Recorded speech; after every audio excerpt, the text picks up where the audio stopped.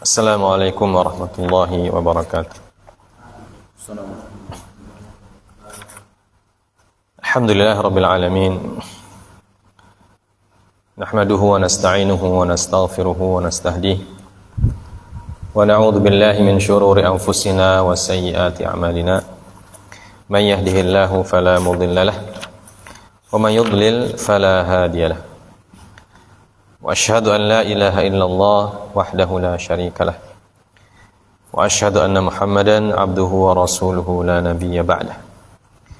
Allahumma salli wa sallim wa barik ala nabiyyina Muhammadin sallallahu alaihi wasallam wa ala alihi wa ashabihi wa man tabi'ahum bi ihsanin ila yaumiddin, amma ba'd.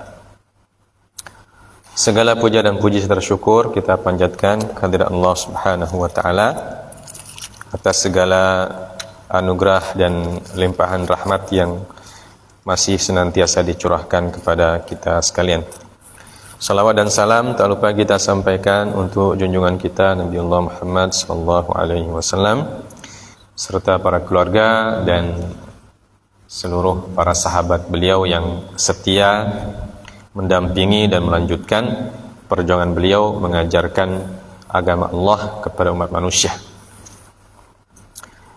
Kita akan kembali melanjutkan pelajaran kita tentang hal-hal yang berkaitan dengan najis yang harus kita ketahui, karena mengetahui najis ini sangat penting ketika kita beribadah kepada Allah Subhanahu wa taala, karena menjadi salah satu syarat sahnya salat kita ketika kita terbebas dari najis yang menempel di tubuh ataupun di pakaian ataupun di tempat kita melakukan sholat.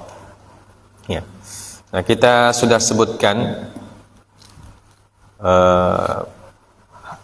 pekan lalu tentang najis-najis atau bangkai binatang yang tidak dikategorikan sebagai najis atau najis yang dimaafkan. Jadi ada yang tidak dikategorikan sebagai najis, nah ada juga yang najis tetapi dimaafkan. Nah, selanjutnya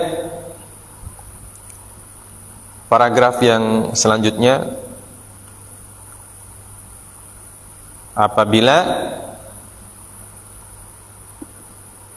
benda cair berubah, benda cair berubah disebabkan karena banyak najis yang terjatuh ke dalam benda tersebut. Nah, kita baca dulu. Coba baca, Azam. Bismillahirrahmanirrahim. Qala al-muallif rahimahullahu ta'ala. Wa'lam aidan anna an-najasata allati wa'lam anna al-khilafa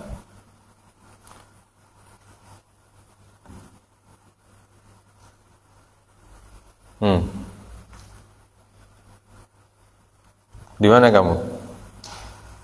Yang terakhir lalu tentang faqadat masyaqqatul ihtiraz.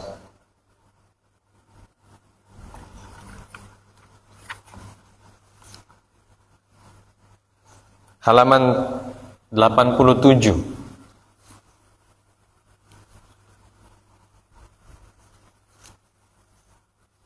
Sama halamannya. Tentang wala yu'fa an syai'in minan najasat.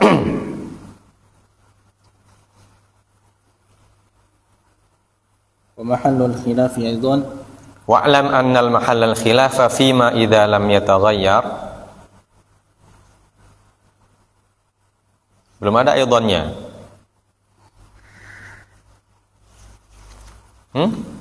Coba lihat bukumu. Bagaimana kau kasih tanda tapi tidak jelas kau punya. Bagaimana caranya kau belajar?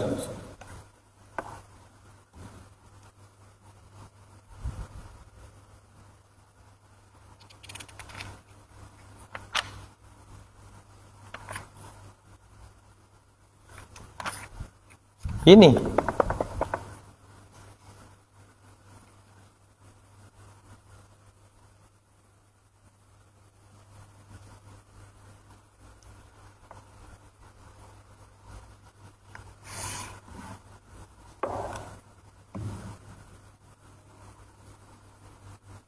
Ini.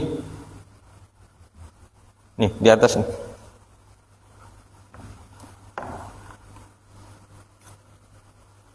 Wa'lam yang pertama, wa'lam yang pertama.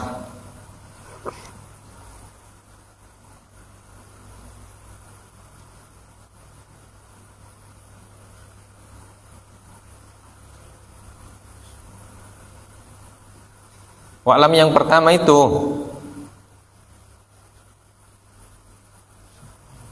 baris baru, jangan cari di tengah, baris baru.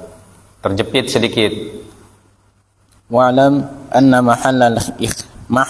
محل الخلاف فيما إذا لم يتغير المائع فإن تغير بكثرة الميتة نجسته على الأصح ومحل الخلاف أيضا فيما إذا لم ينشأ في المائع فإن نشأ فيه كدود الخل ونحوه فإنه لا ينجسه بلا خلاف قاله الشيخان في الرافع والروضة ويحل أكل معه لا منفردا ذكره النووي ويحل apa? ويحل أكل معه أكله لا منفردا في الرافع والروضة ويحل أكله معه bukan aklun ويحل أكله معه ويحل أكله معه لا منفردا ذكره النووي في باب الأطعمة ثم محل الخلاف أيضا فيما إذا وقعت الميتة التي لا نفس لها سائلة بنفسها في المائع أما إذا طرحت فإنه يضر جزم به الرافعي في الشرح الصغير وبه أجاب في الحاوي الصغير. Sampai situ dulu. Baik. Ya, beberapa hal yang diperbincangkan dalam mazhab atau beberapa hal yang masih diperselisihkan dalam mazhab di samping yang kita sudah sebutkan sebelumnya, ya. Jadi belajar fikih itu mesti ada yang disepakati dan ada yang diperselisihkan, ya. Karena namanya hukum, ya, hukum itu dia sifatnya dinamis, ya, Ya. Beberapa hal yang diperselisihkan. Pertama, beliau mengatakan wa'lam anna mahallal khilafi idza lam yataghayyaril ma'i'u. Ya. Fa in taghayyara bi kathratil maitah najjasathu alal asah. Ya. Dan ketahuilah bahwasanya mahallul khilaf artinya titik perselisihan, ya, atau substansi perselisihan atau inti perselisihan, ya, tentang apa yang kita sebutkan sebelumnya. Tentang apa itu yang kita sebutkan sebelumnya?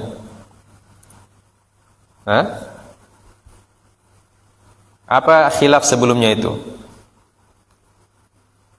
Khilaf tentang najis mala nafsalahu sa'ilatun, ya. Seperti yang kita sudah sebutkan,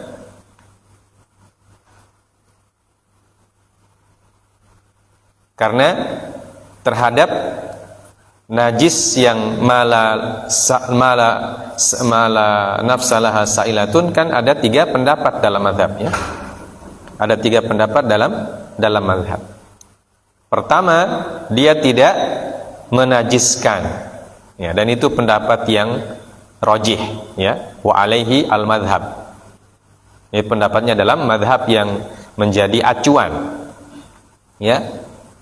Yang kedua, bahwa menajiskan, ya, Jadi bangkai-bangkai binatang apapun yang jatuh ke dalam benda-benda yang suci, ya, maka bangkai itu akan menajiskan benda suci tersebut. Ya. Ini dipegang oleh siapa? Seperti Ibnul Mundhir.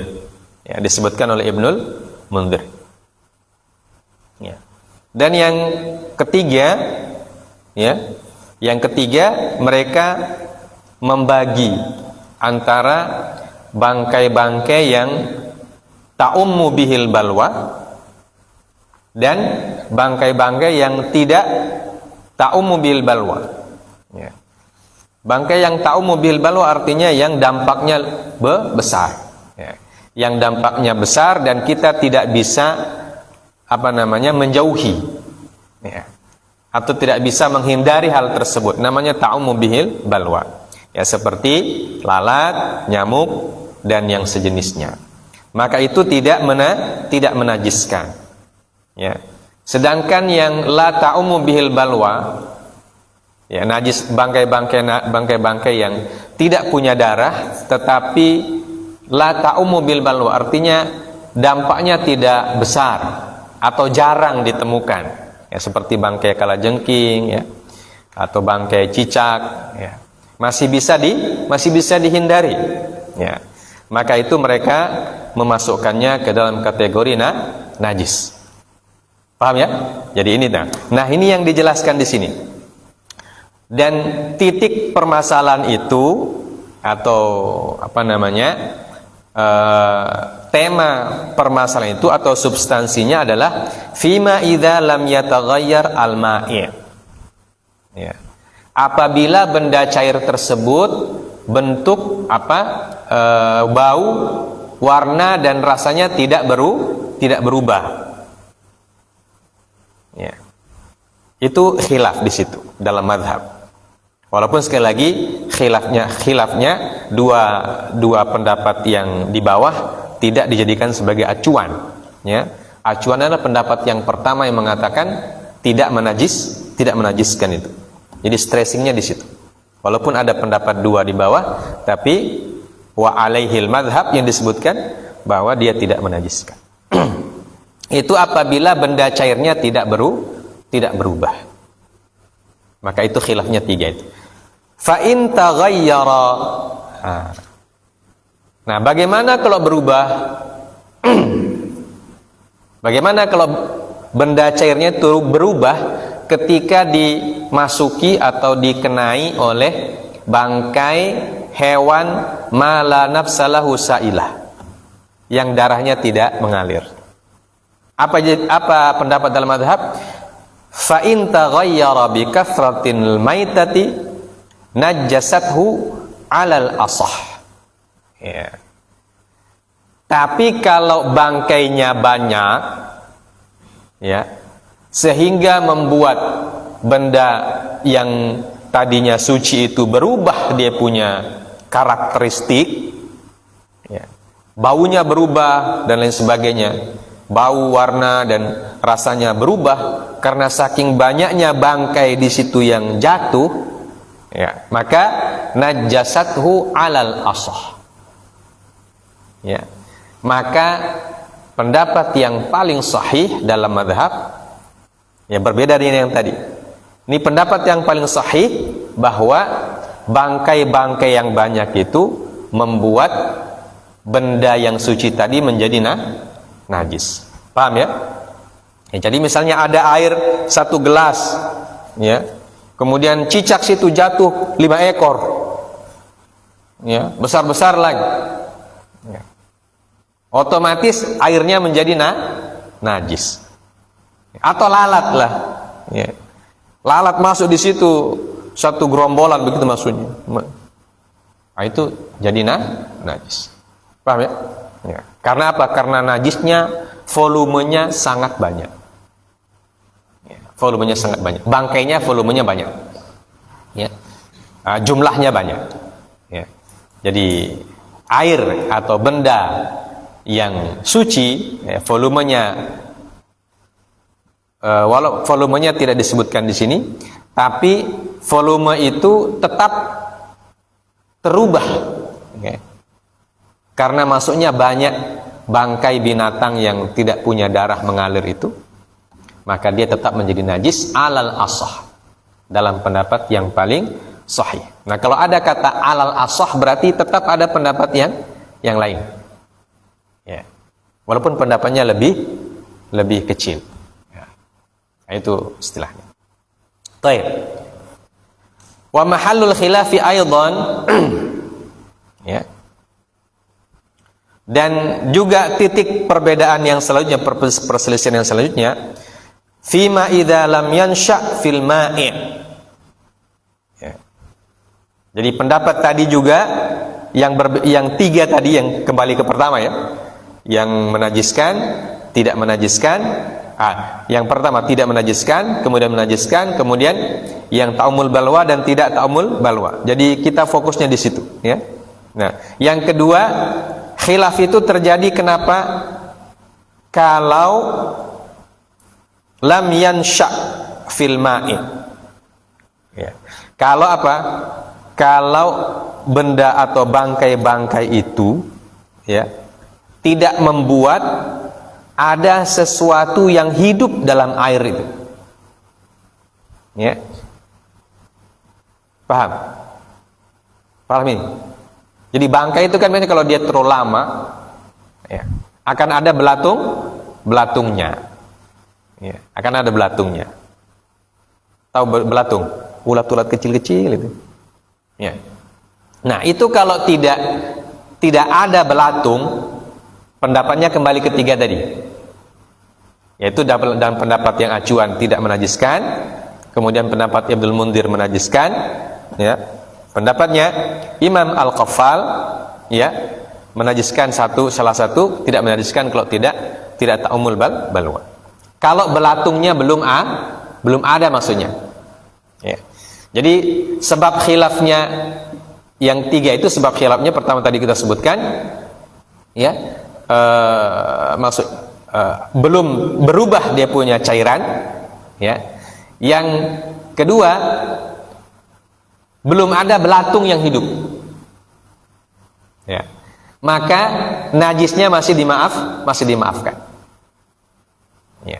Nah, kalau ada inna sya'fihi, ya, kalau ada yang hidup dalam air tersebut dengan sebab bangkai yang jatuh itu, ya, apabila ada yang nasya, apabila ada yang hidup, kadudil khalli wa nahwihi,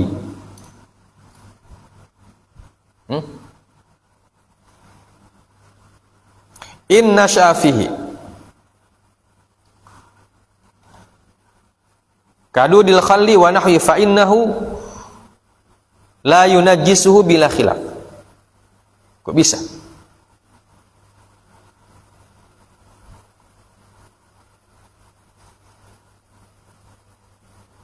Di situ apa tertulis? La yunajisu atau yunajisu? Yang kau baca tadi. La yunajisu. La yunajisu bila khilaf.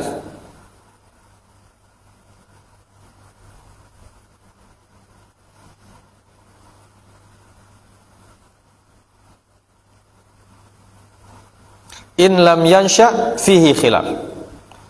Wa in nasha fihi kadudil khalli. Dudul khalli itu apa? Bakteri fermentasi. Bakteri fermentasi. Oh, itu bakteri fermentasi maksudnya, ya.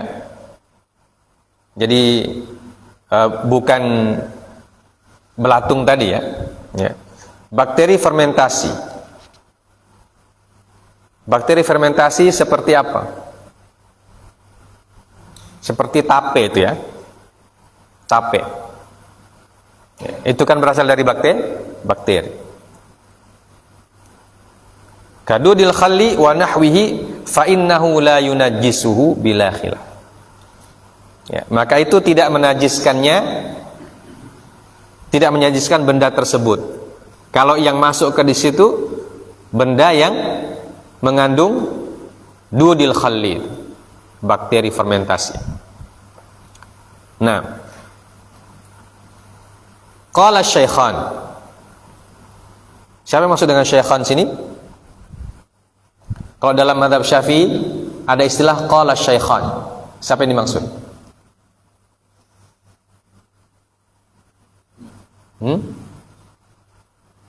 Siapa? Imam Ar-Rafi'i dan satu lagi syaikhan. Syaikhan dalam hadis Bukhari Muslim. Tapi syaikhan dalam fiqih Syafi'i Imam Ar-Rafi'i dan An-Nawawi. Ya, Imam Ar-Rafi'i dan Imam An-Nawawi disebut asy-syaikhan. Ya, karena di sini disebutkan qalahu syaikhan fi Ar-Rafi'i war Raudhah. Ya, jadi Imam Nawawi dalam kitab beliau Ar-Raudhah. Ya, Imam Ar-Rafi'i dan Imam An-Nawawi disebut asy-syaikhan dalam mazhab Asy-Syafi'i. Ya, karena mereka ini termasuk ulama mazhab Syafi'i yang paling produktif, ya, sebagai penulis sekaligus sebagai kritikus, ya, kritikus dalam mazhab. Ya. Ya, kritikus itu tidak selamanya negatif, ya. Yang disebut kritikus di situ adalah justru bisa mengembangkan mazhabnya. Nah, wa yahillu akluhu ma'ahu la munfaridan. Dzakarahu an-Nawawi fi al-at'imah. Ya. Maka halal dimakan bersamanya. Apa bersamanya sih maksudnya? Maksudnya benda tadi dan dudul khalnya itu halal dimakan bersamaan. Bakteri itu kalau dimasukkan ke makanan, jadi tape misalnya kan, paham ya? Itu kalau kita makan kan makan semuanya itu, ya, tidak bisa dipisahkan antara bakteri dan tapenya, paham ya? Nah, lamun faridan. Ya. Tapi kalau dipisah, bakterinya tidak boleh makan. Itu sebenarnya. Wa yahillu akluhu ma'ahu la munfaridan. Paham ya? Jadi dudul khal, bakteri yang tumbuh dalam makanan, ya, dalam makanan yang suci, ya, itu kalau kita makan dengan makanannya sekalian halal kata beliau. Tapi kalau kita pisah, bakterinya diambil sendiri, bakterinya diambil. Ya. Tentu dengan cara yang pakai teknologi, ya, diambil bakterinya bagaimana. Nah, misalnya terkumpul bakteri itu, terkumpul bakterinya, baru dimakan, baru. Nah, itu tidak boleh. Ya. Karena apa? Karena bakteri itu kan dia sebenarnya berbahaya kan. Ya. Dia sebenarnya bakteri berbahaya. Tapi dalam proses fermentasi, nah, dia jadi tidak berbahaya. Nah, inilah yang disebut dengan fiqih. Nah, jadi orang belajar fiqih itu dia harus berpikir keras. Ya. Dzakarahu an-Nawawi fi babil at'imah. Ya, disebutkan oleh Imam Nawawi dalam kitab At'imah, dalam kitab Ar-Raudhah. Nama kitabnya Raudhatut Talibin. Ya, kitabnya Imam An-Nawawi tentang fikih dalam mazhab Syafi'i. Kemudian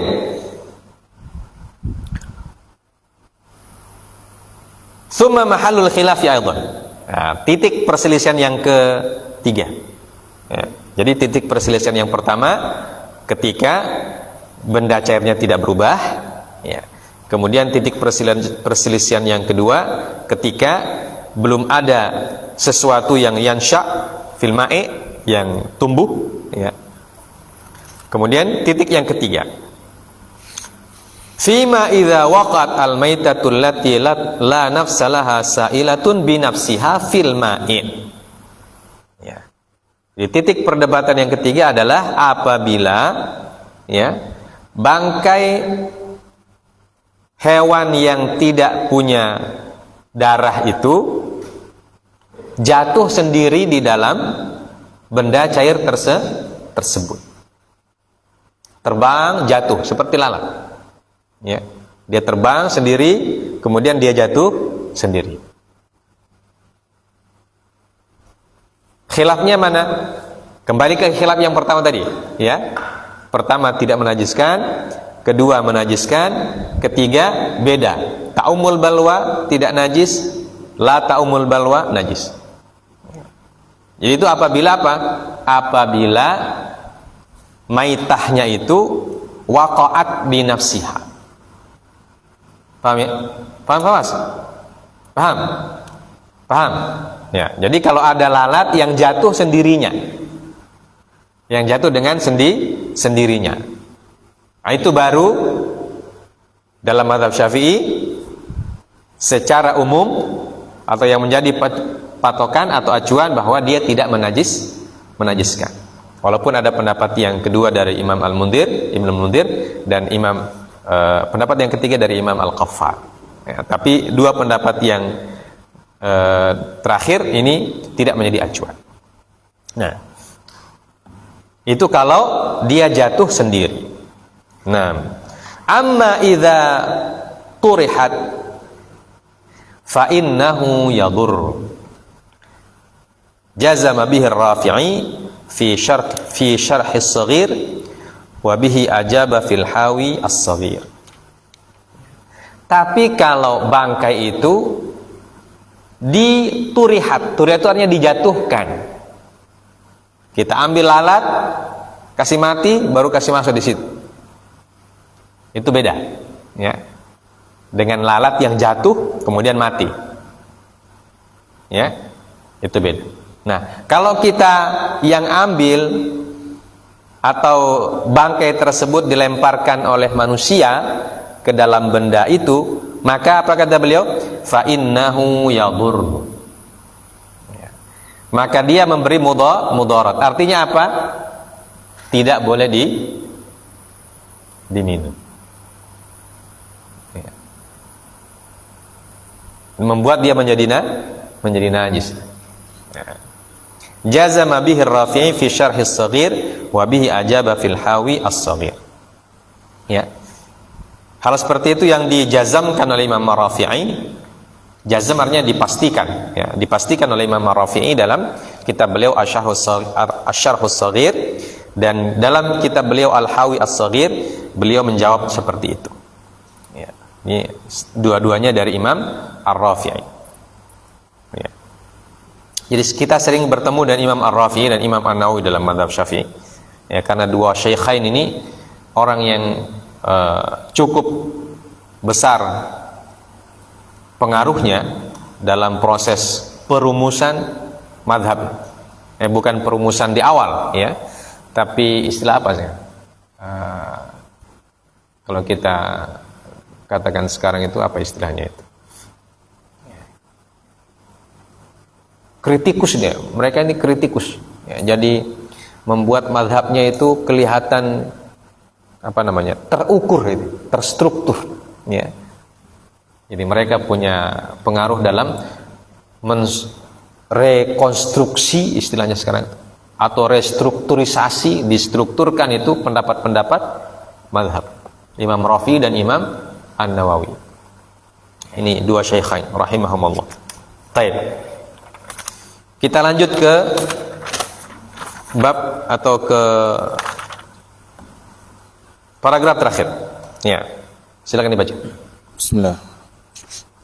Wa'lam anna kulla ratabin fi ma'na al-ina' hatta law kana thawban rataban aw fakihatan fahiya kalma'i'i fi dhalik. Wa'lam aidan anna an-najasata allati la yudrikuha at-tarfu ay la tushahadu bil basar liqillatiha kanuqtatil bawli wa ma ya'liqu bi rijli adh-dhubabah min an-najasah hukmuhu fi 'adami at-tanajjus حكم الميتة التي لا نفس لها سائلة على الراجح عند النووي لأنه يتعذر الاحتراز عن ذلك فأشبه دم البراغيث. وقال الرافعي إنها تنجس ويستثنى مع ذلك مسائل ذكرناها في كتاب الطهارة والله أعلم. Baik. Bagian terakhir, wa'lam anna kulla rutabin fi ma'nal ina hatta law kana thawban rutaban aw fakihatan fahiya kal ma'i fi dhalik. Dan ketahuilah bahwa semua yang rutab. Ya. Rutab itu artinya apa? Basah. Ya. Basah yang seperti al-ina, ya, tempat, ya, seperti tempat, ya kan, jatuh di tempat itu. Laukana thauban rotaban, apabila jika contohnya thauban rotaban, pakaian yang basah, au fakihatan, atau buah, ya, karena buah itu kan dia basah, ya. Nah, misalnya ada apel, kemudian jatuh di situ bangkai lalat misalnya, kan, nah, gitu. Fahiya kal ma'i fi dzalik. Artinya hukumnya seperti benda cair. Jadi semua tempat-tempat yang basah, piring kosong tapi masih basah, jatuh lalat di situ, najis atau tidak? Tidak. Ya, jadi langsung dibuang saja lalatnya. Ya, itu maksudnya. Begitu juga kalau baju masih basah, kita mencuci, menjemur, belum kering, dihinggapi lalat. Nah, dihinggapi lalat kemudian mati di situ lalatnya, atau bajunya itu balem dan seterusnya. Nah, itu maksudnya. Kemudian bab yang terakhir atau poin terakhir sekali. Wa'lam aidan anna najasatan allati la yudriku at-tarfu ay la tushahadu bil basar. Ya, dan ketahuilah juga bahwa najis-najis yang la yudriku at-tarfu. Apa maksudnya la yudriku at-tarfu? Yang tidak dijangkau oleh penglihatan. Aw la tushahadu bil basar. Tidak bisa dilihat. Ya, najis yang tidak bisa dilihat. Karena apa? Karena volumenya kecil sekali. Ya, liqillatiha, karena sangat sedikitnya itu. Kanuqtatil bauli wa ma yu'allaqu bi rijli dzubabah. Nah, seperti nuqtah baul, tetesan kencing yang sedikit sekali. Ya, tetesan kencing yang sedikit sekali. Atau kata beliau, najis yang nempel di kaki-kaki lalat itu. Karena kita tahu kan lalat itu kan tempatnya di tempat-tempat kotor, ya. Ya. Di WC, di kamar di tong sampah, ya. Kemudian di spiteng, dan yang spiteng yang terbuka maksudnya. Nah, itu kan banyak lalatnya itu. Atau di mana lah yang najis-najis. Otomatis kakinya itu kan dia karena dia hinggap di situ, berarti kakinya itu nempel dengan, atau najis nempel di kaki-kakinya itu. Nah, ini. Itu yang disebut dengan, tapi kita tidak lihat itu. Ya. Sedangkan kaki lalat saja kecil, ya. Ya. Kalau kita ambil kaki lalat kemudian lihat najisnya, tidak terlihat, kecuali pakai kacamata pembesar, pakai mikroskop, maka dia akan terlihat semua. Jadi kalau la yudraku bi at-tarf, tidak bisa dilihat dengan mata telanjang, ya. Tanpa alat maksudnya, mata telanjang kita sendiri. Nah, hukmuhu fi adamin tanajusi hukmul maitah allati la nafsalaha sa'ilatun ala rajih. Ya. Maka hukumnya, ya, apakah dia menajiskan atau tidak, hukumnya sama dengan bangkai yang tidak punya darah mengalir. Ya. Artinya tidak menajiskan ala rajih, dalam pendapat yang rajih. Ya. Kenapa? Karena tadi kan sudah masuk dalam hadis itu kan, ya. Lalat yang masuk di teh yang dalam hadis, ya kan, yang jatuh di teh atau jatuh di minuman ketika dia jatuh itu kan dia otomatis kakinya itu memang ada najis di situ, ya. Ya, memang ada najis di situ. Karena dia tempatnya hingga itu tempat najis. Maka ketika dia jatuh di situ, maka otomatis kakinya itu ada najisnya. Ya. Ya, tapi disuruh tenggelamkan oleh Nabi Sallallahu Alaihi Wasallam, semuanya berarti najisnya juga masuk di situ. Ya. Tapi kenapa? Liqillatiha. Ya, tapi karena sedikitnya itu, ya, volumenya ya seperti dianggap tidak ada lah. Ya. Ya, tapi namanya fikih, tetap diberikan hukum walaupun sedikit. Ya. Liqillatiha. Maka hukumnya tidak menajiskan. Ya. Inda Nawawi, menurut pendapat Imam An-Nawawi, li'annahu yata'adzaru al-ihtirazu an dzalika, ya, fa asbaha damal baraghith, ya, karena i'tidhar itu sulit untuk dihindari. Ya'tadhiru al-ihtirazu an dzalik, susah dihindari perkara tersebut, ya. Karena tidak mungkin kita mau periksa dia punya kaki itu lalat kan, tidak mungkin kita periksa, ya. Kecuali kalau lalatnya agak besar, tapi lalat kan ukurannya segitu-segitu saja, ya. Dan kelihatan dia punya kaki itu ada najis, mungkin bisa. Tapi kalau yang tidak kelihatan, ya, tidak bisa dihindari.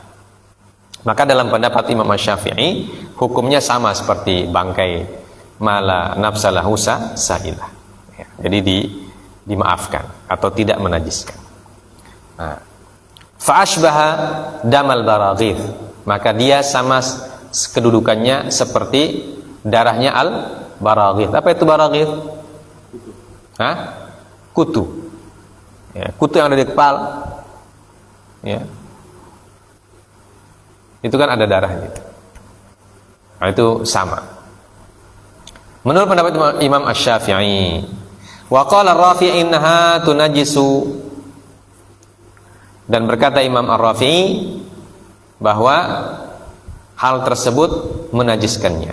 Nah, ini tetap disebutkan pendapat, walaupun pendapat ini tidak rajih dalam mazhab. Yang disebut rajih yang tadi, yang disebutkan oleh Imam An-Nawawi, disebut sebagai pendapat yang rajih. Wa istathna ma dzalika masail dzakarnahu fi kitab at-taharah wallahu a'lam. Ya, dan diperkecualikan dari hal tersebut masalah-masalah yang kita sudah pernah sebutkan dalam bab taharah sebelumnya. Baik. Nah, kita lanjut dengan poin selanjutnya. Ya, baca. Wal hayawanu, qala wal hayawanu kulluhu tahirun illa al-kalba wal khinzira wa ma tawallada minhuma aw min ahadihima. Al-aslu fil hayawanat. Cukup dulu baca matanya. Matanya adalah wal hayawanu kulluhu tahirun. Nah, kalau tadi kan bangkai, ya. Jadi bangkai itu semuanya najis. Bangkai, ya. Kecuali bangkai yang tidak punya darah mengalir. Nah, itu dikecualikan. Nah, sekarang sebaliknya. Hewan, ya. Hewan di sini maksudnya hewan yang tidak menjadi bangkai atau yang belum menjadi bangkai. Atau hewan hidup lah bahasa kita. Wal hayawanu kulluhu tahirun. Dan hewan-hewan itu secara kesucian semuanya suci. Jadi kucing suci, kemudian ayam suci, ya. Ketika dia belum menjadi bangkai, ya, maka boleh aja dipegang. Ya. Illal kalba wal khinzir, kecuali anjing dan babi. Wa ma tawallada minhuma, ya. Dan apa-apa yang lahir dari keduanya, au min ahadihima, atau dari salah satunya. Jadi yang dimaksud dengan ma tawallada itu nanti kita sebutkan. Ya, jadi secara umum bahwa semua hewan itu hukumnya suci, tubuhnya itu. Ya. Kalau masalah dimakan beda ya. Ya, suci di sini maksudnya untuk dipegang atau ketika kita bersentuhan dengannya. Ya. Tapi tidak semua yang suci juga bisa dipegang. Ya. Walaupun hewan itu suci, tapi jangan pegang semua hewan. Pegang yang bisa dipegang saja. Kucing boleh. Tapi kalau harimau kan susah. Harimau tubuhnya menurut ini ya suci, tapi jangan pegang, ya. Bukan batal wudu, antum yang batal nyawanya. Ya. Buaya gitu. Ya, dipegang, ya. Itu tidak tidak menajiskan, tetapi dia membuat membuat mati, ya, jangan dipegang, ya, walaupun secara normatif ya hukumnya suci, karena di sini disebutkan kulluhu tahirun, ya, semuanya itu suci. Kata kulluhu berarti menunjukkan keseluruhan, kecuali al-kalba wal khinzir, kecuali anjing dan babi. Maka dalam mazhab Syafi'i anjing itu nggak boleh dipegang, ya, karena dia najis, ya, tubuhnya, air liurnya dan lain sebagainya. Nanti penjelasannya di bawah. Ya, begitu juga babi. Ya. Ya, coba dibaca. Al-aslu fil hayawanati at-taharah li'annaha makhluqatun limanafi'il ibad. Limanafi'il ibad wa la yahsulu al-intifa'ul kamilu illa bit-taharah. واستمر مالك رضي الله عنه على ذلك واستثنى الشافعي ومن نحى نحوه الكلب والخنزير وفرع أحدهما واحتج له بمفهوم حديث الهرة وإنها ليست بنجسة وهو حديث حسن صحيح وبقوله صلى الله عليه وسلم طهور إناء أحدكم إذا ولغ فيه الكلب أن يغسل 7 مرات أولاهن بالتراب. وجه الدلالة أن الطهور معناه المطهر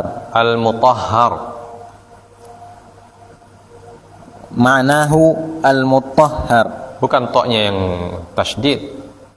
معناه المطهر. نعم. والتطهير لا يكون إلا عن حدث أو نجس ولا حدث على الإناء فتعين النجس. طيب, sampai situ dulu. Baik. Al-aslu fil hayawanati at-taharatu. Asal dari semua hewan adalah taharah. Artinya suci. Ya, pada asalnya. Ya. Kenapa?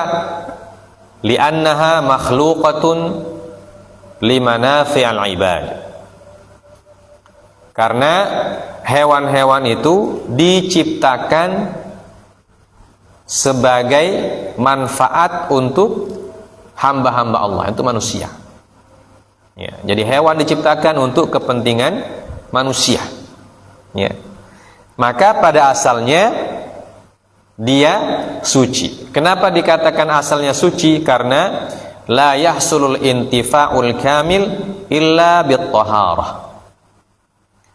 Karena tidak mungkin dimanfaatkan secara sempurna selain dengan taharah atau selain ketika suci.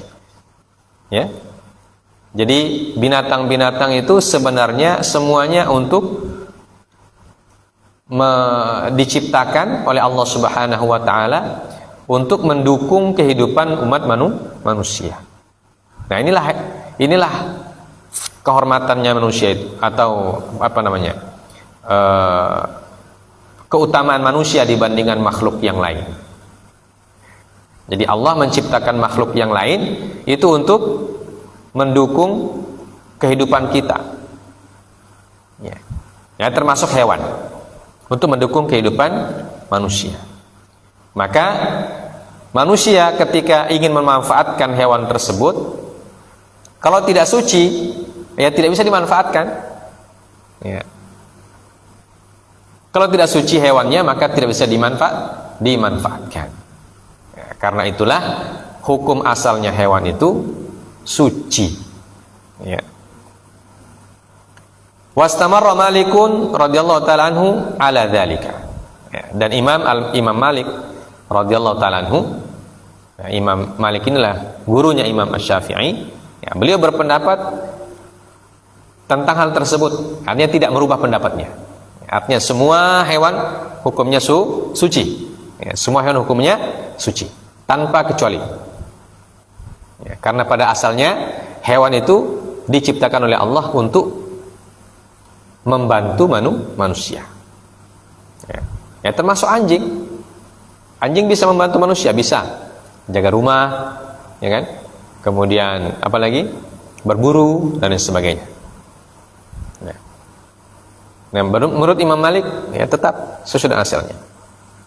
Wastathna Syafi'i wa man naha nahwahu. Ya. Tetapi Imam Syafi'i yang merupakan muridnya Imam Malik, istathna, mengecualikan. Ya. Jadi pada dasarnya semua hewan itu suci, kecuali. Kenapa dikecualikan? Karena ada dalil yang mengecualikan. Nah, kalau tidak ada dalil yang mengecualikan, maka kembali kepada asal. Hukum asal. Ya. Hukum asalnya suci. Tapi karena ada dalil yang mengecualikan, maka hewan-hewan yang masuk dalam pengecualian dikeluarkan dari hukum asalnya. Paham ya? Nah, wastatna Syafi'i wa man naha nahwahu, dan Al-Imam Asy-Syafi'i mengecualikan, begitu pula mazhab atau imam-imam yang sependapat dengan mazhab dengan Imam Syafi'i. Pertama, al-kalba wal khinzir wa far'a ahadihima. Ya. Yang dikecualikan pertama adalah anjing, kedua babi, wa far'i ahadihima. Ya. Dan cabang-cabang dari keduanya. Nah, jadi mereka mengecualikan. Jadi pada asalnya suci, tapi karena ada dalil pengecualian maka dikeluarkan ini dari kesucian. Baik, kita baca hujjahnya. Uhtujja lahu bimafhumi haditsil hirrah. Ya. Wa innaha laysat binajisah. Ya.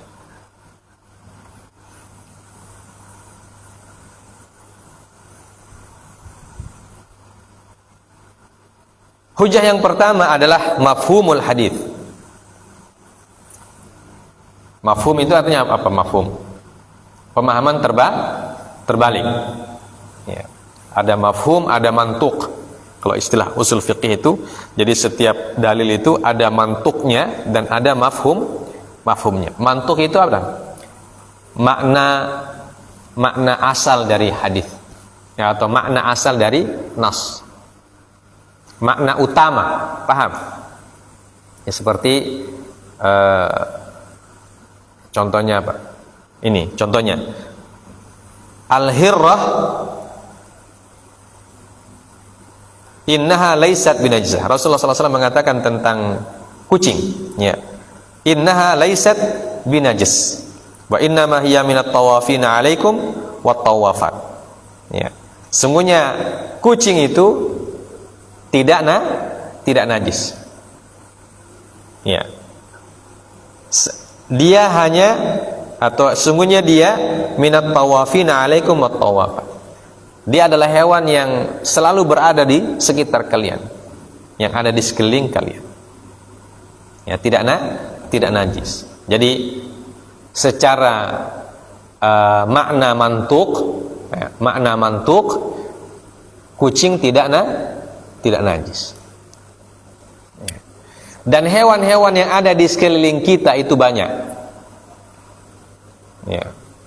Ada kucing, ada anjing, ada hewan peliharaan yang lain. Ya. Maka mafhumnya, kalau dia bukan kucing berarti najis. Paham ya? Kucing itu tidak najis. Berarti kalau bukan kucing, najis. Anjing bukan kucing berarti najis. Ya, babi bukan kucing berarti najis. Ya, itu namanya mafhum, ya. Pemahaman kebalikan dari apa yang disebutkan. Wa huwa haditsun hasanun sahih. Nah, ini hadisnya hadis yang hasan sahih. Dan juga dalil yang kedua, tahuru ina'i ahadikum idza walagha fihi al-kalbu an yughsala sab'a marratin ulahunna biturab. Ya. Cara mensucikan tempayan kalian apabila dijilat oleh anjing yaitu dengan mencucinya sebanyak 7 kali. Ya. Ulahunna biturab. Ya. Cucian pertama dicampur dengan tanah. Ya. Nah, ini tentang anjing. Jadi anjing ketika menjilat tempayan kita itu tempayannya dicuci. Wajhu dalalahnya anna tahur ma'nahu al-mutahhar. Wa tathiru la yakunu illa an hadatsin aw najis. Wala hadatsa 'alal ina fata'ayyana an-najis. Ya, wajhu dalalahnya cara menggunakan dalil ini adalah ketika Rasulullah SAW menyuruh kita untuk mensucikan tempayan yang dijilat anjing, berarti menunjukkan bahwa tempayan itu terkena najis. Karena apa? Karena mensucikan itu 2 sebabnya. Pertama kalau ada hadas, yang kedua kalau ada najis. Nah, kalau ini kan tidak ada hadas di situ. Karena hadas itu kan dari diri kita kan. Ya. Ini kan dari anjing, berarti dia kalau tidak hadas berarti dia otomatis najis. Paham ya? Itu caranya. Jadi karena Rasulullah suruh mencuci berarti karena dia najis. Kalau tidak najis tidak disuruh cuci. Itu maksudnya. Ya. Menunjukkan bahwa air liur anjing itu najis. Karena itu disuruh cuci. Dan cara mencucinya pun khusus. Ya, tidak dicuci sembarangan. Cara mencucinya dengan cara disirami air 7 kali atau dicuci sebanyak 7 kali. Cucian yang pertama dicampur airnya dengan tanah atau lumpur. Ya. Nah, ini yang menyebabkan para Imam Asy-Syafi'i mengatakan bahwa anjing itu najis dia. Ya. Dan pertanyaan selanjutnya, yang kena di tempayan itu air liurnya atau badannya? Air liurnya. Berarti air liur itu berasal dari mana? Dari badan. Air liur kita berasal dari mana? Dari sungai atau dari apa? Air liur. Dari mana keluarnya? Dari bagian tubuh. Ya. Jadi karena air liur itu bagian dari tubuh kita, maka seluruh tubuhnya jadi najis. Paham ya? Ya. Karena air liur itu kan sama seperti keringat. Ya. Muncul dari dalam tubuh. Dan kulit pun muncul dari dalam tubuh. Ya. Atau bulu-bulu yang ada di bagian badan anjing itu muncul dari dalam tubuh. Maka karena semuanya muncul dari tubuhnya, maka semuanya dihukumi sama, semuanya najis. Itu caranya. Baik. Nah, ini bagian yang pertama dari hewan yang dianggap najis, yaitu anjing.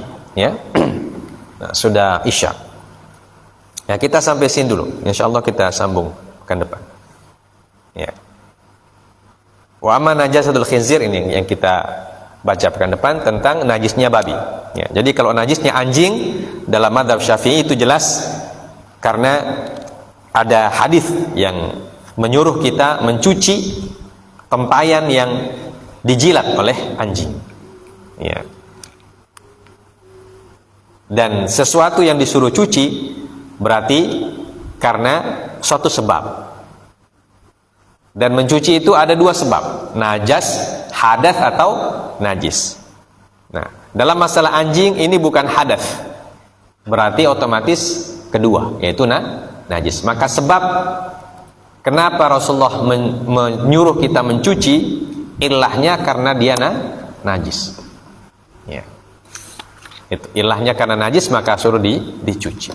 Kalau tidak najis, tidak akan disuruh mencuci. Seperti hirrah itu, ya, seperti kucing itu. Ya, kucing tidak disuruh cuci. Ya, tidak disuruh cuci. Jadi kalau ada kucing menjilat baju kita, itu tidak disuruh cuci. Innaha laysat binajisah, kata Nabi SAW. Ya.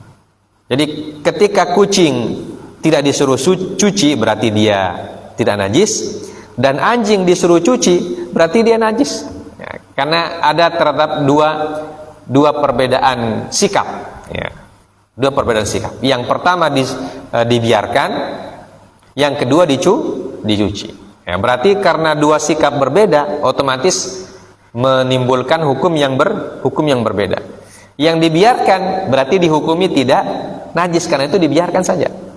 Ya. Yang kedua disuruh cuci, hukumnya najis, karena itu disuruh cuci. Paham ya?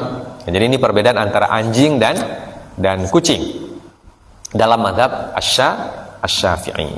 Jadi dalam mazhab Asy-Syafi'i anjing termasuk hewan yang najis. Ya, maka dalam mazhab Syafi'i kita tidak boleh pegang anjing.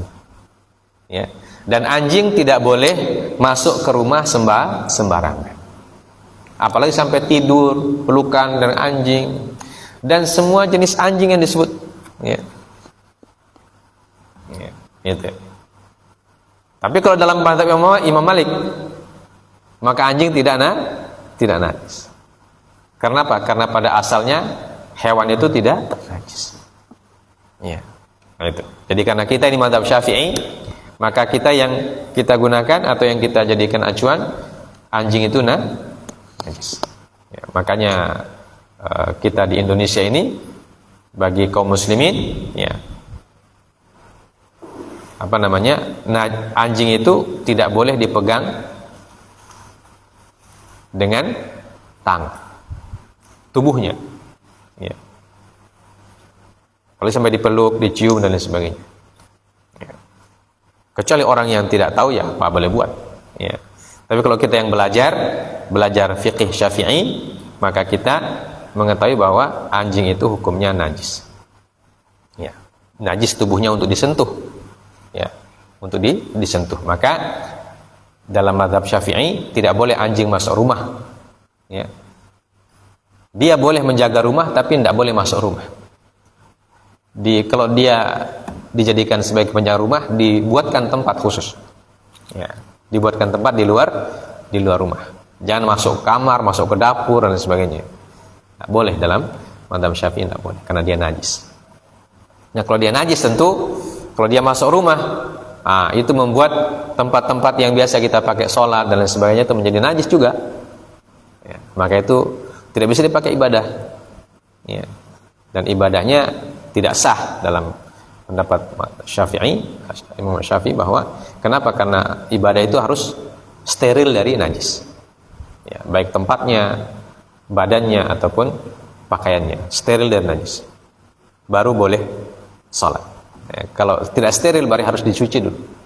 Karena itu, karena najis itu dianggap najis, karena anjing dianggap najis, maka dia tidak boleh disentuh secara langsung, ya, oleh tangan kita atau tubuh kita atau pakaian kita dan seterusnya. Andaikan kita jadikan anjing sebagai penjaga, maka dia diberikan tempat khusus tertentu saja. Ya, tidak boleh masuk ke dalam rumah, ya, apalagi ke tempat-tempat sholat. Insyaallah kita lanjutkan dengan najisnya babi di pertemuan yang akan datang. Subhanakallah bihamdik, asyhadu an la ilaha illa anta, astaghfiruka wa atubu ilaik. Wa sallallahu ala nabiyyina Muhammad wa ala alihi wasallam. Wa akhiru da'wana alhamdulillahi rabbil alamin. Assalamualaikum warahmatullahi wabarakatuh.